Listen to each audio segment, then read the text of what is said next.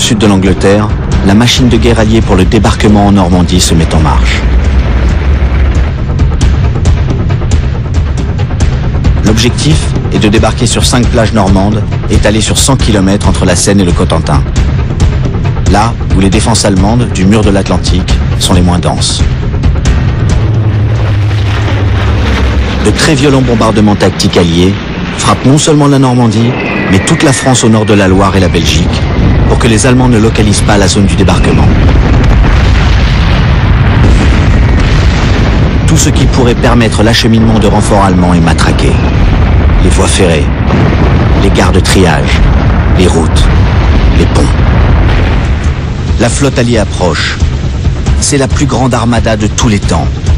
6000 navires. Elle n'est pourtant pas repérée par les Allemands, que la tempête empêche d'effectuer des raids de reconnaissance. Les bombardements et les tirs des cuirassés qui pilonnent la côte ont complètement manqué leur cible sur la plage qui porte le nom de code Omaha Beach.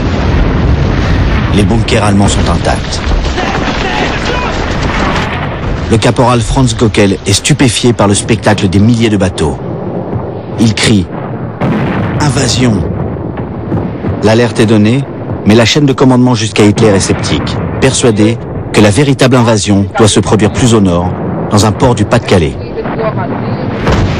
6h30. La première vague d'assaut américaine va se heurter aux défenses allemandes d'Omaha Beach. Avec eux, un grand écrivain américain, Ernest Hemingway, correspondant de guerre. Il écrit « Dans la pâleur grise de l'aube, nous avançons vers la terre. L'embarcation de fer ressemble à un cercueil. Des paquets d'eau verte retombent sur les têtes casquées des hommes, serrés épaule contre épaule dans l'inconfortable, l'insupportable, la dure solitude des soldats allant au combat. »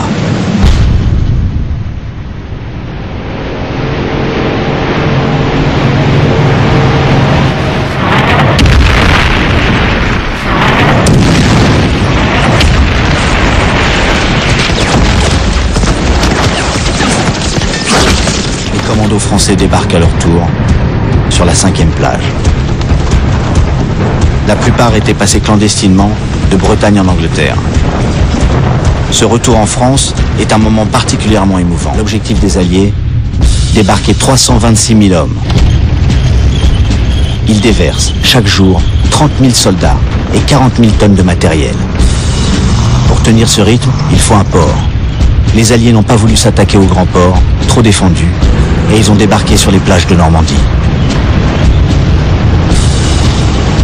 Ils ont donc emmené avec eux leur port, un gigantesque mécano de 200 caissons de béton, grand chacun comme un immeuble de 5 étages et pesant 6000 tonnes, assemblés pour former des digues et des jetées qui permettent de décharger les cargos appelés Liberty Ships, les bateaux de la liberté. Les chantiers américains en produisent maintenant un par jour. En moins de 3 ans, l'industrie de guerre a fait de l'Amérique une superpuissance. Les États-Unis ont mobilisé 11 millions d'hommes. Ces armées sont en France, en Italie, en Afrique du Nord, en Asie.